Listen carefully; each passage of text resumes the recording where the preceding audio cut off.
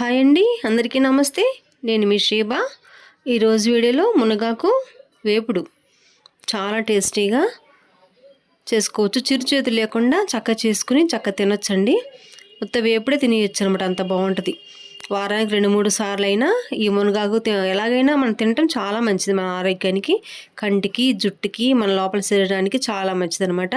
ఇలా వేపుడుగా కానీ, పప్పుగా కానీ, కారపుళ్ళ కానీ ఎలాగైనా చేసుకుని తినాలి. దీన్ని ఖచ్చితంగా అందరూ తినాల్సిన ఆకు అనమాట ఇది. ఈ వేపుడు చాలా బాగుంటుందండి. ఇది ఎలా చేయాలో కూడా చూపిస్తాను. మా ఛానల్ కొత్తగా చూసేవారైతే సబ్స్క్రైబ్ చేయండి, ఒక లైక్ ఇవ్వండి. ఇది మునగాకండి, మా చెట్టు. దీనికోసం నేను ఆకు కోసం ఇది చెట్టు పెట్టానండి. పెద్ద చెట్టు అయ్యింది. ఇది వర్షం పడిన తర్వాత కోసుకొచ్చాను చెట్టు నుంచి. ఇంక దీన్ని కడగక్కర్లేదనమాట. దీనిలో కొంచెం ఒక టీ గ్లాస్ నీళ్లు పోసుకుని చక్కగా ఉడకబెట్టేసుకుందాము. ఒక 5-10 నిమిషాలు ఉడకబెట్టుకున్నాం అనుకోండి, చక్కగా ఉడికిపోవాలి. ఉడికిపోతే మనకి ఆకులాగా కొంచెం తగలదనమాట, మెత్తగా ఇద్ది కాబట్టి చాలా బాగుంటుంది. చూడండి, చిన్న మటమే పెట్టుకుని ఉడకబెట్టుకో. నీళ్ళు మనం ఏమాత్రం కూడా వంచొద్దు. ఇంకా నీళ్ళు చుక్క కూడా పారవేయొద్దు దీంట్లోంచి. మొత్తం ఎగరబెట్టేసుకోవాలి. బాగా దగ్గరికి అయిపోవాలన్నమాట. మునగాకు చాలా మంచిదండి. పిల్లలకు కూడా పెట్టండి. మా ఇంట్లో అయితే రోజు ఉంటుందండి కారప్పొడి. రోజు కారప్పొడి పిల్లలు కూడా అందరం కూడా తింటాము. దాన్ని తినాలి. అలా చక్కగా ఉడికిపోయిన తర్వాత అదే ప్యాన్ కడిగి మళ్ళీ నూనె పోసానండి. దానిలో నూనె వేడైన తర్వాత ఆవాలు, జీలకర్ర, పచ్చెనగపప్పు, ఎండుమిరపకాయలు వేసుకుని తాలింపు వేసుకుందాము. ఇవి చక్కగా ఏగిపోవాలి.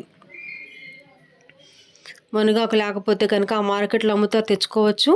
దానిలోకి 2 ఎల్లుల్లి రబ్బలు, ఒక పెద్ద ఉల్లిపాయ కట్ చేశానండి. ఎందుకంటే మునగాకు కొంచెం చిరుచేదు లాంటిది ఉంటుంది అనమాట. అది పోవాలంటే కొంచెం ఉల్లిపాయ వేసుకోండి.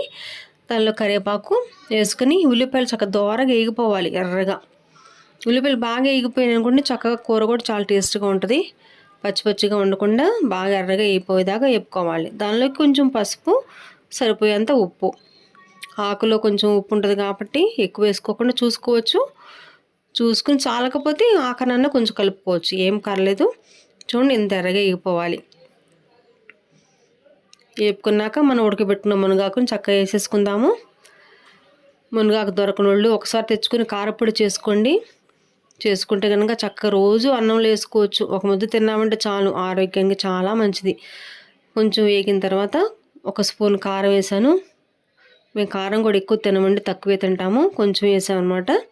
ఇది కూడా బాగా దగ్గరగా అయ్యేదాకా ఉడకబెట్టుకోవాలి. చక్కగా ఉడికిపోయింది కాబట్టి ఎక్కువసేపు పట్టదు, కొంచెం దగ్గరికి పోయి సరిపోద్ది అనమాట. తొందరగా నిగిరిపోయిద్ది. చూడండి, ఇలా దగ్గరగా అయిపోవాలి బాగా. చాలా బాగుంటుందండి. దీనిలోకి పౌడర్ వేస్తాను.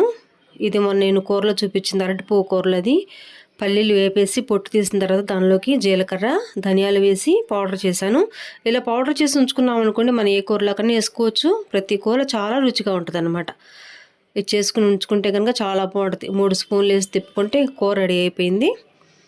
చక్కగా మనం కొత్త కూర తినేయచ్చండి. ఇది మునగాకు మాత్రం రోజు తిన్నా చాలా మంచిది. దొరకని వాళ్ళు మాత్రం, వీలు కుదరని వాళ్ళు కారపొడి చేసుకోండి. చక్క డబ్బాలో స్టోర్ చేసుకుంటే కనుక రోజు 1 స్పూన్ వేసుకుని తింటే కళ్ళకి, పిల్లలందరికీ మంచిదన్నమాట. చూడండి, ఇలా చేసుకోవచ్చు, చాలా బాగుంటుంది. చక్క ఇలా ట్రై చేయండి. ఈ కూర ఎలా ఉందో కూడా కామెంట్ చేయండి నాకు. వండని వారు వండాలండి, ఖచ్చితంగా తినాల్సిందే. చూసారా? ఓకే అండి, బాయ్.